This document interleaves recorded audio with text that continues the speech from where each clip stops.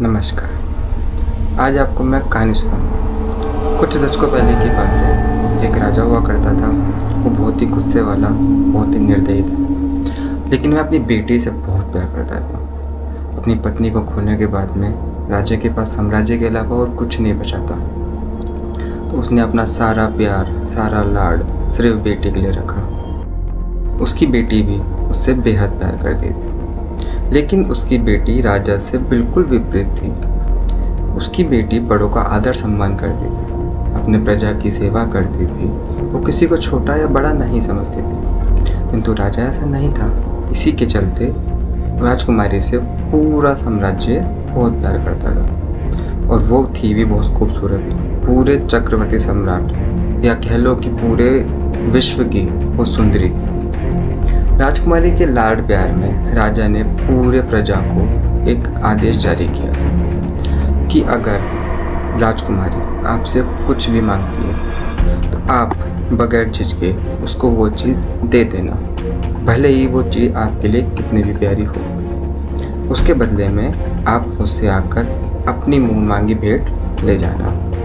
एक दिन राजकुमारी ने राजा के खास सलाहकार को बुलाया और उससे पीले फूल तोड़ने के लिए बोला। सलाहकार पूरे साम्राज्य में घूमा, किंतु उसे कहीं भी पीले फूल नहीं दिखे। तो वह बेहद ही सुंदर फूल सफ़ेद कलर के ले आया। अब जब राजकुमारी को वह सफ़ेद फूल भेंट किए तो राजकुमारी वो देखकर बेहद ही गुस्से में हो गई। पूरी प्रजा हैरान रह गई कि ये क्या हो गया। राजकुमारी जी तो कभी ऐसी थी ही नहीं, आज इनको इतना गुस्सा कैसे आ गया। सिर्फ फूल ही तो है। राजकुमारी तो हर एक कलर से प्यार करती हैं, हर एक फूल से प्यार करती हैं, किंतु आज ऐसा क्या हुआ कि राजकुमारी को गुस्सा आ गया। चलते कुछ ही क्षणों में ये बात राजा तक पहुंच गई। अब राजा ने सोचा नहीं, समझा नहीं, सिर्फ एक आदेश जारी कर दिया कि कल सुबह जिसने भी ये गुस्ताखी की है उसको फांसी होगी, और यह फांसी मैं खुद दूंगा। ये सुनकर सलाहकार बहुत आश्चर्यचकित हो गया।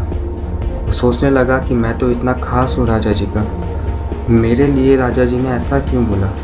और वो पूरी रात एक ही बात सोचता रहा, ऐसा हो नहीं सकता किंतु हो भी सकता है, ऐसा हो नहीं सकता किंतु हो भी सकता है। पूरी रात वो सलाहकार यही बड़बड़ाता रहा। अगले दिन जब सुबह जल्लाद को बोलकर फांसी का फंदा तैयार कराया गया और सलाहकार को बुलाया गया।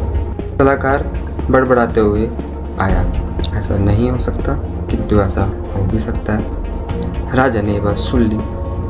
राजा ने सलाहकार को अपने पास बुलाया। राजा ने कहा, यह तुम क्या बड़बड़ा रहे हो। सलाहकार ने कहा, महाराज, मुझे एक जोशी ने कहा था कि मेरी मौत एक हिजड़े के हाथों होगी। मैं रात से यही सोच रहा हूँ, ऐसा हो सकता है किंतु ऐसा हो भी सकता है।